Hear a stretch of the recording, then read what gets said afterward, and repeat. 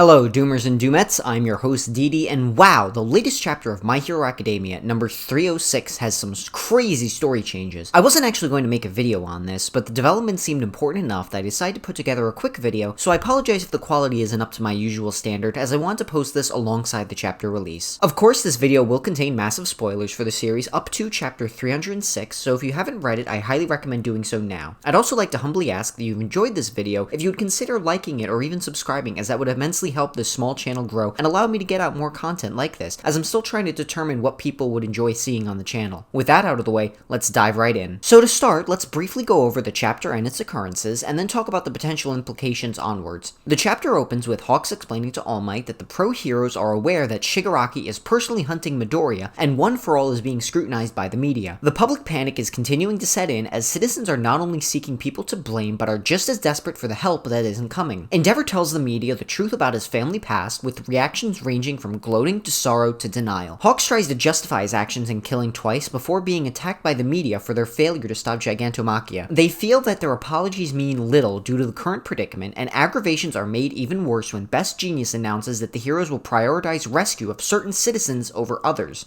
And finally, the information presented from the meeting concludes with us being told that Endeavor claimed he wasn't aware of what One for All was. Then comes the big moment of the chapter. The classmates of 1A come into the hall in shock and horror to share that they've each received letters from Deku telling them that he's leaving UA and telling them the truth that he received his quirk from someone else and Shigaraki is hunting him. Young Midoriya has left UA to fight villains on his own. For such a short chapter to come of a weekly series, this has an incredible amount of plot impacts. Let's take a look at them in the order of which they appeared. The first thing to address would be the public reaction to the heroes. We're finally seeing cracks in the hero society begin to crumble as the frail structure of superheroes as a business is beginning to fall apart and unable to support the needs of the people. Simple apologies aren't what they need help. And now, even despite Endeavor's current intentions, that help still hasn't come, as many heroes are still retiring and not taking action. That doesn't change how Gigantomachia obliterated several cities without any bias, only with the purpose to reach his master. I actually really like how the chapter shows the range of reactions to Endeavor's speech, as it makes the world feel more populated with different opinions. There's no singular mindset, which makes things even more complicated for the heroes in order to address the growing public problems. Now, in regards to Hawks and what he said, in my opinion, despite his character popularity, he is one of the pinnacles of the flawed system. In the press conference, he justifies the murder of Twice as a threat that needed to be neutralized before it could get worse and apologizes, but doesn't this go against what Deku has shown in regards to Shigaraki in the past chapters? To me, Twice is one of the most tragic characters in My Hero Academia. Not truly a monster, but a person in the wrong place at the wrong time. A guy who is friends with the bad crowd, but only because they accepted him. Twice's quirk is no doubt one of the most dangerous in the series. Just look at the damage caused by Sadman's parade. But Twice isn't the most dangerous person.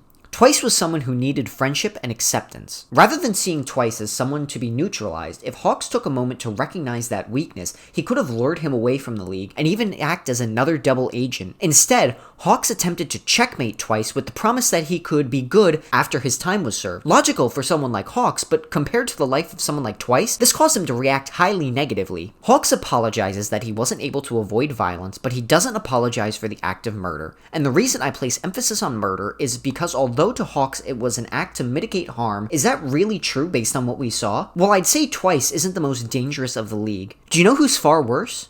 Toga. Toga was grief-struck by her friend's death, and that grief sent her on a killing spree, which may have gone a different way if Twice was alive, as she left the League to go on to kill more innocents and heroes just to find Uraraka. And while the heroes may not be aware of this connection, we as readers certainly are. Toga is one of the most dangerous and unpredictable of the League of Villains, unlike Twice, and with her new terrifying ability that now allows her to copy quirks as well as people, if she has access to the smallest amount of Twice blood, she could easily gain one of the most dangerous quirks in the series in the hands of someone grief-struck and looking for bloody revenge. As the reporter rightfully says, the rampages were caused by a villain, but the acknowledgement of their mistakes isn't present. What can they do now? The tensions come to a peak when Best Genius announces the dreadful plan to prioritize citizen safety based on government standards. I'm sure I don't need to explain why this is a bad idea in an already crumbling society. When people are already feeling abandoned by the heroes, they are now going to be ranked and prioritized for rescue. It may be necessary from a rational point, but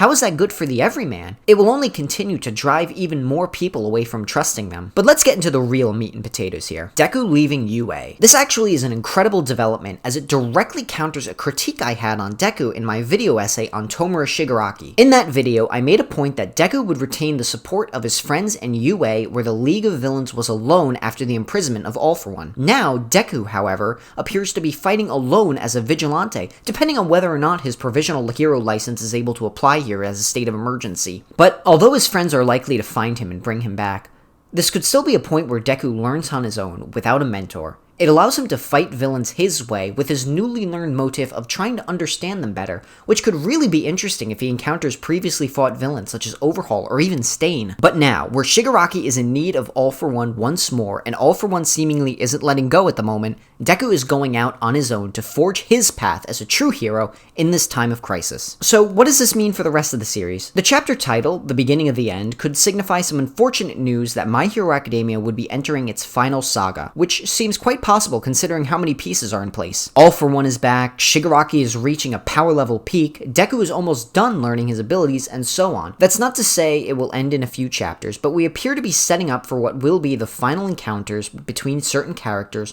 whenever that may be. What I think will happen in the immediate future is we may focus more on the Todoroki family story as well as the resolution with Dabi. It feels like one of the most important short-term story elements and would bring a conclusion to several character threads being Endeavor, Shoto, and Dabi himself. We may also see some returning villains as Deku goes off on his vigilante journey, as I suspect characters such as Stain and Overhaul may be willing to interact or even possibly help Midoriya considering the current state of things. However, if the in-universe manga that All For One read is meant to be a representation of the story, I don't think we're done just yet. I don't think we've reached the all is lost moment that will come with it being seen as the villains having completely taken over. If the story refers to the success of the Demon Lord, it's possible All For One may assert himself in a new role in coming chapters and arcs. And as for the all is lost moment, I think that may come with the potential loss of a major character, such as the speculated death of All Might that's still to come. With the crumbling of Hero Society, is All Might going to be able to avoid the fated death seen by Sir Night-Eye? I guess we can only keep reading to find out. That's all I have to say for this chapter.